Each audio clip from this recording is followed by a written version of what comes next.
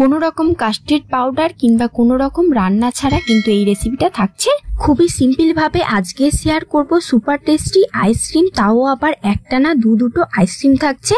ছোট থেকে বড় সকলের কিন্তু আইসক্রিম খেতে দারুণ লাগে, আর বাইরের আইসক্রিমে কিন্তু ফুড কালার দেয়া থাকে যেটা শরীরের জন্য একদমই ভালো না। তাই বাড়িতে এইরকম ভাবে আইসক্রিম বানিয়ে নিতে পারেন, তা আবার মাত্র 4টি উপকরণ দিয়ে যে কেউ বাড়িতে কিন্তু বানিয়ে নিতে পারবে। তো নমস্কার বন্ধুরা, সোমা কুকিনে আপনাদের সকলকে স্বাগত জানাই। আশা করি আপনারা সকলেই ভালো আছেন। আমি আবারও একটা নতুন রেসিপি নিয়ে চলে এসেছি। আমার আজকের আইসক্রিম হতে চলেছে জামের আর গোলাপের, সাথে থাকবে টিপ অ্যান্ড ট্রিক্স। যারা কখনো এই দুটো আইসক্রিম বানাননি তারা অবশ্যই করে সম্পূর্ণ রেসিপিটা দেখতে থাকুন। আমার চ্যানেলে নতুন দর্শক হয়ে থাকলে আমার চ্যানেলটাকে সাবস্ক্রাইব করে নেবেন, পাশে থাকা বেল আইকনটা অবশ্যই প্রেস করে নেবেন, যাতে আমার চ্যানেলে নিত্য নতুন ভিডিও আপনাদের সবার কাছে সবার আগে পৌঁছে যাবে। নিশ্চয়ই আপনারা ভিডিওটা দেখে বুঝতে পারছেন আইসক্রিমের গঠনটা কতটা পারফেক্ট ভাবে জমেছে। আশা করি আমার রেসিপি আপনাদের ভালো লাগবে। ভালো লাগলে লাইক শেয়ার কমেন্ট করে জানাবেন, তবেই কিন্তু মনে হবে আমার রেসিপি কেউ পছন্দ করছে। সাথে সাথে নিত্য নতুন রেসিপি ছাড়ারও ইচ্ছা হবে। অনেক তো কথা হলো, চলুন রেসিপিটা শুরু করা যাক। প্রথমেই আমি একটা বড় দেখে পাত্র নিয়ে নিয়েছি, একটু বড় দেখেই পাত্রটা নেবেন। এবার নিয়ে নেবো যে কোনো কোম্পানির হুইপিং ক্রিম। হুইপিং ক্রিম কিন্তু বেশি দাম হয় না, তাই আপনারা ছোট কিংবা বড়টা নিতে পারেন। ছোটটা নিলে দাম একটু কম হবে, বড়টা নিলে অনেকদিন স্টোর করে রাখতে পারবেন। হুইপিং ক্রিমটা ডিপ ফ্রিজেতে ছিল তাই বসে আছে, তাই গলে যাওয়ার জন্য কিছুক্ষণ রেখে দিলাম। ততক্ষণে এদিকে আমি কি নিচ্ছি দেখে নিন। এদিকে আমি 200 গ্রাম মতন টাটকা জাম নিয়ে নিচ্ছি। আমাদের ভাষায় এটাকে জাম বলে, আপনাদের ভাষায় কি বলে এটা আমি জানি না, তাই বলতে পারবো না। জামেতে জল দিয়ে ভালো করে কচলে ধুয়ে নেবো জামটাকে। জামটা এইরকমই কালো কালারের মতন দেখতে হয়। ভালোভাবে কচলে ধুয়ে নেওয়া হয়ে গিয়েছে। এবার নোংরা জলটাকে ফেলে দেবো। ধুয়ে নেওয়ার পর একটা মাঝারি সাইজের মিক্সি নিয়ে নেবো, যাতে ব্লেন্ড করার সময় জামটা পড়ে না যায়। এবার জামটাকে ছুরি দিয়ে এইরকম ভাবে বের করে নেবো, খুব সহজে বের হয়ে যাবে। এইরকম ভাবে একটা একটা করে সবগুলো জাম ছাড়িয়ে নিয়ে নেবো। দেখুন কথা বলতে বলতে সব জাম ছাড়িয়ে নেওয়া হয়ে গিয়েছে। যেহেতু জামটা কষ্টা এবং টক হয়, সেই কারণে আমি এখানে 1 চামচ মতন চিনি নিয়ে নিচ্ছি। এবার জামের ন্যাচারাল কালারটা আসার জন্য কিছুটা লেবুর রস দিয়ে দেবো। এটা দিলে কিন্তু খুব সহজে দারুণ একটা কালার চলে আসে। সাথে সাথে ভয়ঙ্কর ফুড কালারটা দিতে লাগে না, আর আইসক্রিমের কালারটা দেখতে কিন্তু দারুণ হয়। এবার ঢাকনা দিয়ে মিক্সিতে ভালো করে পেস্ট করে আনবো। চলুন পেস্ট করা হয়ে গিয়েছে, এবার দেখা যাক কালারটা কেমন এসেছে।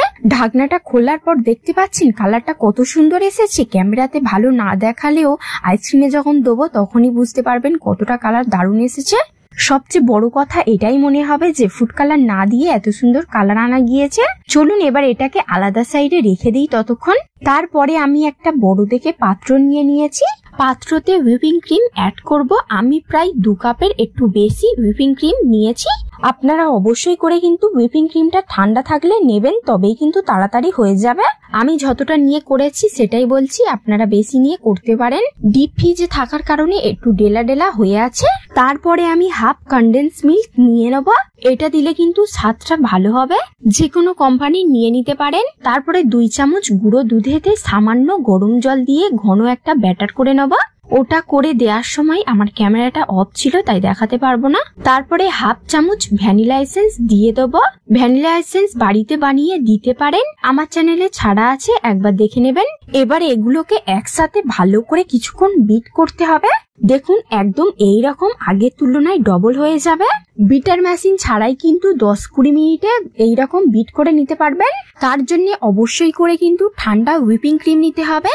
এবার চলুন 2 রকম আইসক্রিম বানানোর জন্য একটা পাত্রে আলাদা করে ক্রিম তুলে নেব। আপনারা কোথায় থেকে আমার রেসিপি দেখছেন কমেন্ট করে জানাবেন। কিন্তু আমি বেশি করে বানাবো না বলে অল্প করে ক্রিম তুলে নিয়েছি। তারপরে দেখুন বেশি ক্রিমেতে জাম পেস্ট করে রাখাটা আমি দিয়ে দিচ্ছি অল্প অল্প করে। জামের মিশ্রণটা যখনই ক্রিমে পড়ছে দেখতে পাচ্ছেন কত সুন্দর কালার আসছে। এগুলো একসাথে ভালো করে মিক্স করে নেব। আপনারা চাইলে কিন্তু হালকাভাবে মিক্স করে নিতে পারেন। হালকাভাবে করলে কিন্তু দেখতে আরো দারুণ লাগে। আমি পুরোপুরি মিক্স করে নিচ্ছি। এটা রেডি হয়ে গিয়েছে, এটাকে আলাদা সাইডে রেখে দেবো। তারপরে দেখুন অল্প ক্রিমের পাত্রে আমি রোজ সিরাপ সামান্য নিয়ে নিয়েছি, মানে 1 চামচের হাফ আমি দিচ্ছি। রোজ সিরাপ বেশি দিতে লাগে না, তাই অল্প করে দিলেই হয়ে যাবে। দেখুন প্রথমে মিক্স করাতে কত সুন্দর কালার এসছে, কিন্তু আমি পুরোপুরি মিক্স করে নিয়েছি। আপনারা অল্প মিক্স করেও কিন্তু দিতে পারেন, যেটা আপনাদের ভালো লাগবে সেটাই করবেন। তারপরে আইসক্রিমের ডাব্বাতে প্রথমে আমি রোজ সিরাপের ক্রিমটা দিয়ে দিয়েছি, তারপরে জামের ক্রিমটা দিয়ে দেবো। এইরকম ভাবে করলে কিন্তু খুব সহজে বানিয়ে নিতে পারবেন। জামের পুরো ক্রিমটা আমি পাত্রে ঢেলে দিচ্ছি। পুরোটা ঢালা হয়ে গিয়েছে, এবার এগুলো চারিদিকে ছড়িয়ে দিতে হবে। এইরকম ভাবে ছড়িয়ে দেবো চামচের সাহায্যে। সত্যি কথা বলতে কালারটা দারুণ এসেছিল, ক্যামেরাতে যেমন দেখাচ্ছে তার থেকে একটু ভালো এসেছিল এটাই বলবো। এগুলো এইরকম ভাবে ভালো করে সমান করে দিয়ে দেবেন, দেখতেও কিন্তু খুবই দারুণ লাগবে। দেখুন হাফ কাজ আমার কমপ্লিট হয়ে গিয়েছে, আর কিছুই করতে লাগবে না। ওপরে বরফ না বসার জন্য আপনারা সাদা প্লাস্টিক আইসক্রিমের উপরে দিয়ে দিতে পারেন, দিলে একটু ভালো হয়। আমি কিছুই আর দেবো না, এবার ঢাকনা দিয়ে দিলেই কিন্তু হয়ে যাবে পারফেক্ট ভাবে। চলুন এই লাস্ট বারের মতন দেখে নিন কেমন দেখতে লাগছে। এবার তো বন্ধ করে রেখে দিতে হবে। ঢাকনাটা দিয়ে ফ্রিজেতে সারা রাত রেখে দেবো। পরের দিন এবার দেখা হচ্ছে। পরের দিন ডিপ ফ্রিজে থেকে বের করে নিয়েছি, দেখুন কতটা সুন্দরভাবে বসেছে। এখন হামেশাই বেশিরভাগ বাড়িতে ফ্রিজ আছে, তাই অবশ্যই করে বাচ্চাদের ডিমান্ডটা পূরণ করতে পারবেন খুব সহজে। সাথে সাথে আমার মনে হয় না যে তেমন কিছু খাটনি হয়েছে, তাই দোকানে অত টাকা কেন বা নষ্ট করবেন। এইরকম ভাবে খুব সহজে জামের আইসক্রিম কিংবা গোলাপের আইসক্রিম বানিয়ে নিতে পারেন। চলুন এবার আইসক্রিমের গঠনটা কেমন হয়েছে দেখে নেওয়া যাক। আপনারা হয়তো দেখতে পাচ্ছেন ভিডিওতে কতটা সুন্দরভাবে উঠে যাচ্ছে। দেখে কি একবারও মনে হচ্ছে দোকানের আইসক্রিম না? আইসক্রিম দেখতে সুন্দর হলে হবে না, খেতেও কিন্তু দারুণ হতে হবে। তাই অবশ্যই করে বাড়িতে ট্রাই করে দেখবেন, তবেই বুঝতে পারবেন। সত্যি বলছি খেতে দারুণ হয়েছিল, ছোট থেকে বড় সকলের কিন্তু খুবই পছন্দ হবে। অবশ্যই করে স্কিপ না করে সম্পূর্ণ রেসিপিটা দেখে বানাবেন। আশা করি আপনাদেরও খুবই সুন্দর হবে খেতে।